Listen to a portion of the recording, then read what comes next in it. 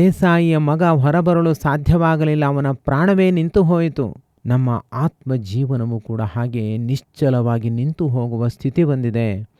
ಭಕ್ತಿ ಕುಗ್ಗುತ್ತಾ ಇದೆ, ಧ್ಯಾನ ಮರೆಯಾಗ್ತಾ ಇದೆ, ನಾಮಸ್ಮರಣೆ ನಿಂತೇ ಹೋಗಿದೆ. ಇಂತಹ ಸಂದರ್ಭದಲ್ಲಿ ಯಾರು ರಕ್ಷಕರು? ಶ್ರೀ ರಾಘವೇಂದ್ರ ಎಂಬ ನಾಮವೇ ನಮ್ಮ ರಕ್ಷಕ. ದೇಸಾಯಿಯ ಮಗನಿಗೆ ಗುರುಸಾರ್ವಭೌಮರು ಮಂತ್ರೋದಕವನ್ನು ಪ್ರೋಕ್ಷಿಸಿ ಹೇಳಿದ್ರು, ಬಾಲಕ ಎದ್ದೇಳು, ಮೃತ್ಯುವನ್ನು ಗೆದ್ದು ಬಾ.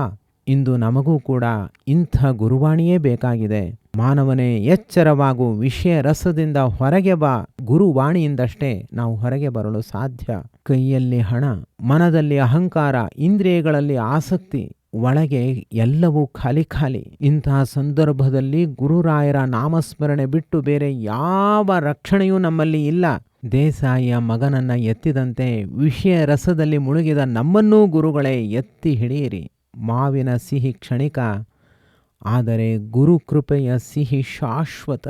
ಸಂಸಾರದ ಹಂಡೆ ಬಲು ಬಿಸಿ, ಗುರುಪಾದದ ಶರಣಾಗತಿ ಅತ್ಯಂತ ಆಪ್ಯಾಯಮಾನ.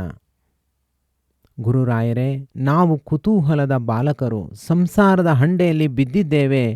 ನಮ್ಮ ಮೇಲೆ ಮಂತ್ರೋದಕವನ್ನು ಪ್ರೋಕ್ಷಿಸಿರಿ, ಉಪಜೀವಿಸು ಎಂದು ನಮ್ಮನ್ನು ಅನುಗ್ರಹಿಸಿರಿ.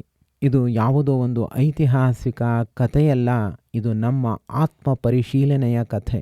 ದೇಸಾಯಿಯ ಮಗನ ಈ ಪವಾಡ ನಮ್ಮ ಜೀವನದ ದಾರಿದೀಪವಾಗಲಿ. ಗುರುರಾಯರ ಅನುಗ್ರಹ ನಿರಂತರವಾಗಿ ಇರಲಿ.